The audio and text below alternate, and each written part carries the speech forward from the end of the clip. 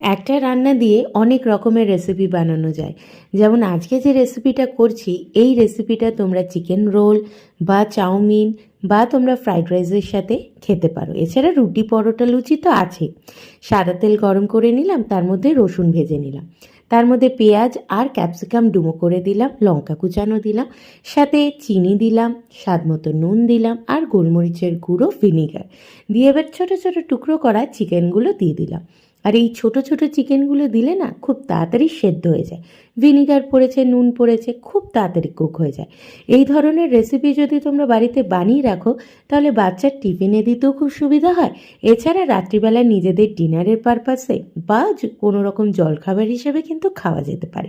এরপরে দেখো একটু বেশি পরিমাণ ডার্ক সোয়া সস দিয়ে দেবে। সাথে চাইলে একটু টমেটো সস টসও অ্যাড করতে পারো, আমি আর অ্যাড করিনি। এবার গ্যাসের ফ্লেমটাকে বাড়িয়ে দিয়ে জাস্ট ভালো করে ভাজা করে নেবে। রেডি।